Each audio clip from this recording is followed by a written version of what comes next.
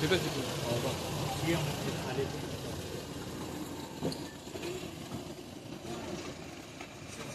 आता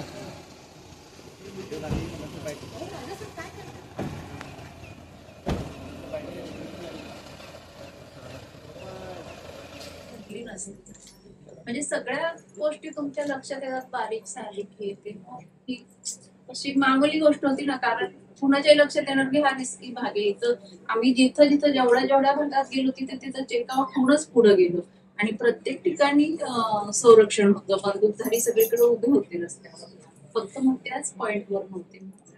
ते लोक तो भाग फिरणारच ना. आणि आम्ही फिरायच्या दृष्टिकोनातून गेलो, आम्ही थोडी बघणार की आजूबाजूला कोणी आहे का आपलं रक्षण करणार किंवा काय, मग आपण तिथे जाऊयात असं नसतं.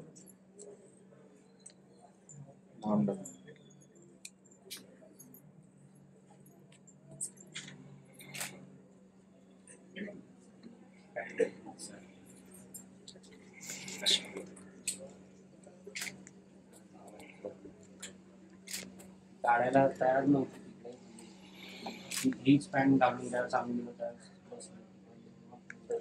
वगैरे म्हटलं मी ती पॅन्ट काढून ठेवली, हा घरी बाळ घरी शिवू नको, ठीक आहे काढते.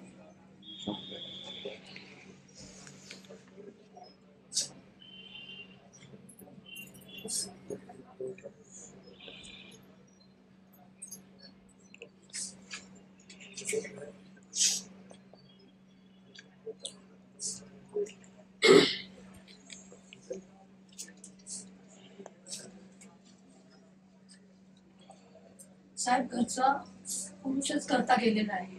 1989 साली लोड बेरिंगचं घर बांधलं गेलं. त्यानंतर हे घर असंच आहे. हा एरिया तिथला माथ्यातला होता. लसूणची शेव करून सुरुवात करून छोटे छोटे पाकिटे करून तो व्यवसाय केला. आज इथे जर तुम्ही बघितलं तर बाजूला पहिल्याच कारण आउटलेट सुद्धा तेच आहे. मग आता आणि ह्या मुलाला त्यातलं अजून सुद्धा काही नॉलेज नाही. आज म्हणजे करता पुरुष केले घरची अवस्था अशी आहे. फक्त रिन्यू करायचं आणि ते सकाळी ते डबा घेऊन खाली जायचे रास्ता पेठेत, ते संध्याकाळी दुकान बंद झालं की घरी यायचं, आलं की जेवण झालं की दादा बाहेर थांबायचं, एवढंच त्याचं काम आहे. आणि आता नातू झाला, सुनेने कंकर व्हावं म्हणून आणि महाराष्ट्राच्या बाहेर कधी फिरायलाच गेले.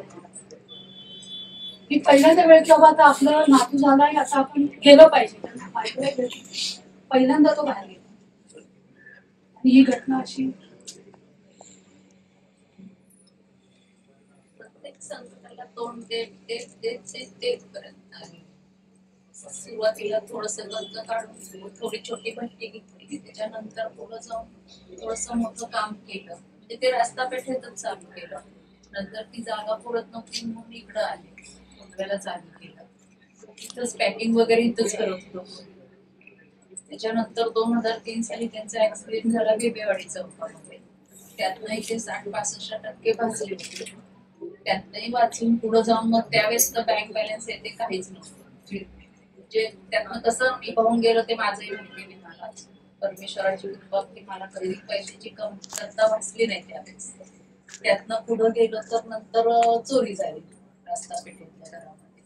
आम्ही इकडं राहायला आलो, आम्हाला इथं काहीच नव्हतं, म्हणजे फर्निचर हे ते काहीच नव्हतं, असंच मोकळं सगळ्याच.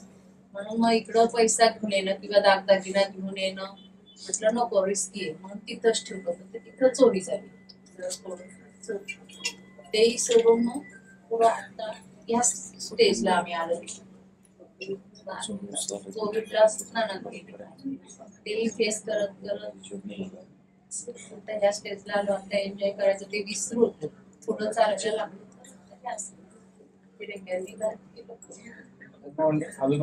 मराठी कारण की आमचा जो पेंटिंगचा व्यवसाय आहे त्यामध्ये बहुतांश आपण मराठी माणसाला नाही बघत, अगरवाल किंवा दुसऱ्या कुठल्या असेल, पण त्यांना त्याला म्हणजे ज्यावेळेस ते मुंबईला छोटासा कार्यक्रमासाठी गेले फूड इंडस्ट्रीचा, तर चितळे पण आपले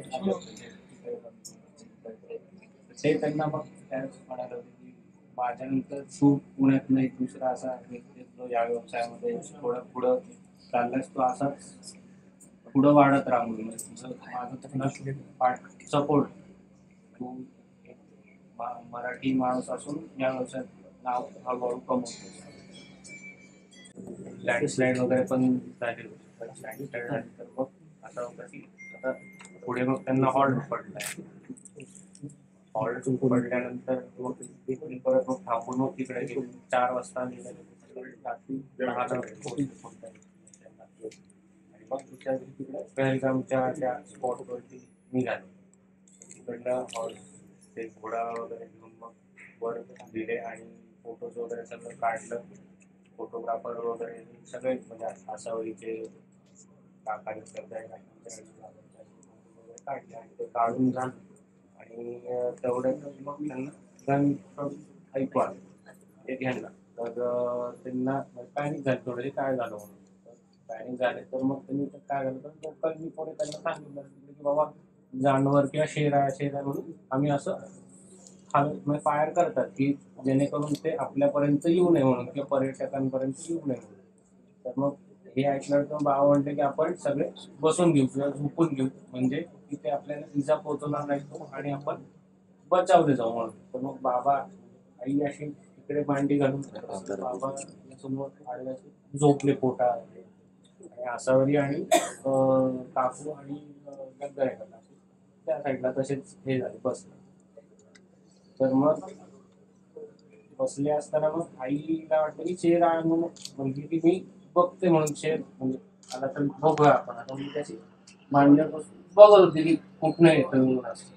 तर तेवढ्यातच आईच्या मागून तो एक त्याच्यातला आतंकवादी आला म्हणजे मागं येऊन थांबला. म्हणजे मागून थांबला तर मग आसावरी म्हणायला लागली की बाबाला मरायचं नाही म्हणत नाही का मला मरायचं नाही. तर मग आईला वाटलं की असं काही म्हणायला लागलं म्हणून मग ती माझा आई म्हणून बघितलं तो जस्ट मागेच.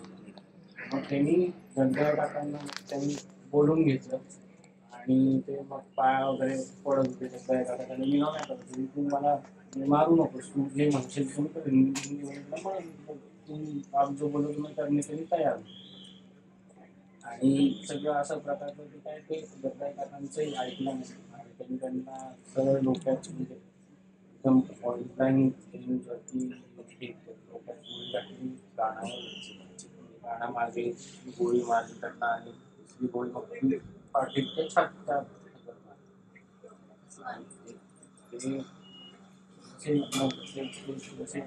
जमिनीवरती झालं तर त्याच्या पुढं तो आला आणि बाबांना त्यांनी डायरेक्ट गोळी टाकली. तर ती त्यांना म्हणजे डोळ्यात लागली तर त्यांचा डोळा असा बाहेर पडला त्या समोर या डिस्टन्सवरतीच ते झालं. एवढं म्हणजे त्यांचा आवाज पण स्पॉट त्यांचा थोडासा श्वास चालू होता पण त्यांना असं मारणं कोणी आपण तेच म्हणतो काहीच नाही करता. श्वास थोडासा जोरात चालू होता एवढ्याचा पण मग पूर्ण आणि जी आहे पूर्ण रस्त्याने एकदम आली आता महाराष्ट्राला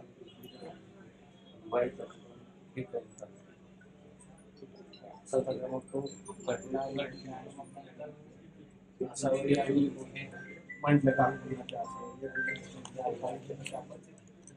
इकडनं सगळं काही परत आले तर ह्यांचं काही सांगेल हे आपल्याला